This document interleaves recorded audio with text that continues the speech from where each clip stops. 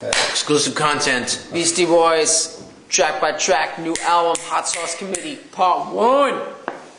It's sort of like when the planes come in and drop the napalm. That particular. But good napalm. Yeah, good napalm. I mean, I would say that track is kind of raw, but I think in a good way. It started out like kind of just like as a demo, and we kept it kind of like that. Kind of an old school type track. Yeah.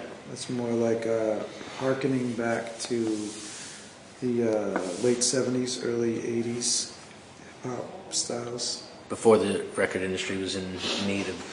Before it was in peril.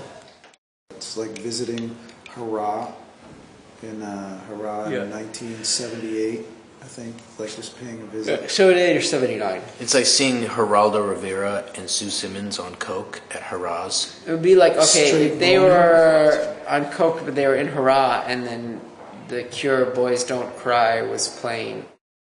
That song is basically, the message is too many rappers, but yet not enough MCs, which is really making a clear distinction between rappers and MCs.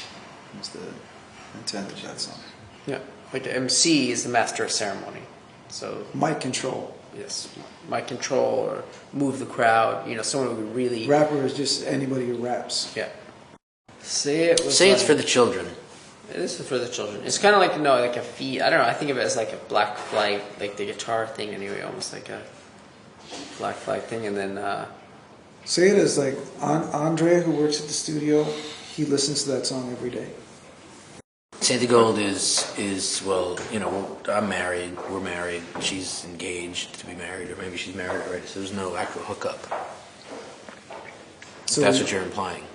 Right. So when you said hookup, Like, you know. Well, also I should go back to clarify too. I mean, though Nas is in the process of a divorce, there was no hookup with him either.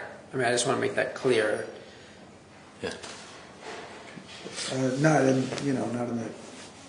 Not in the way that you're saying it. I think it is a rockin' tune. So yeah, That one came from the sample. We just got inspired by a little sample.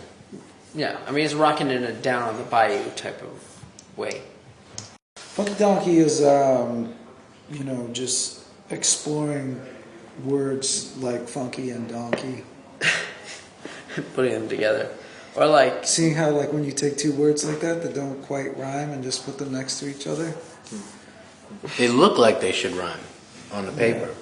Tadlock was a bus driver we had, the very kind of first one on tour, and we had at the time it was a rather, and I mean in the most polite way, rather decrepit bus that had belonged to Elvis Presley, though Elvis himself didn't ride on the bus. It was for his backing band, the Stamps.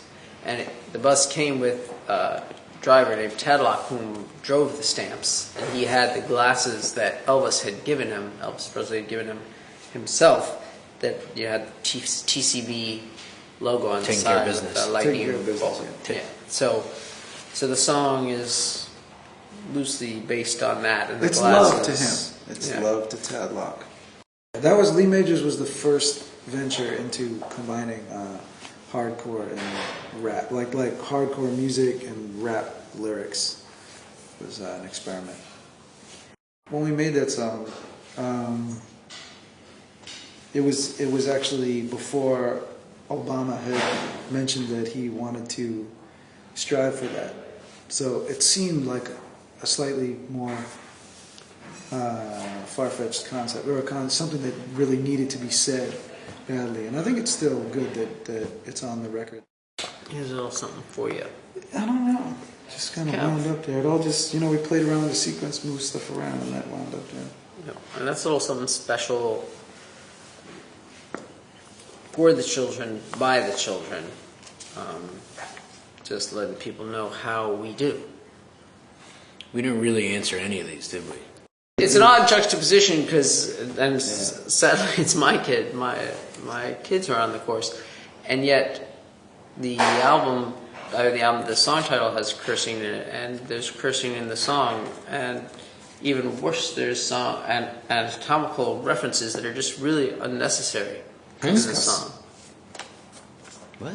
What did you say? Yeah, I say I have tissue up my nose and my dick's in a cast. Well, that's, I mean, a real story. I thought. Yeah, well, that's true. If you don't want to talk about it, Mike, you don't have to talk. I don't really, but I just feel bad that this is what I've done to the children. But, you know, it's sort of like something you do to a child to upset the child. Like, you know, child is very happy to have a balloon. This is a very special moment. It's a lesson for the children. You come over with, say, like a big knitting needle, and you pop the balloon mercilessly. This is just don't trust. You can't Like trust anyone. Don't trust anyone. Yeah, That's our lesson to the then children. that's how you instantly bum out the child.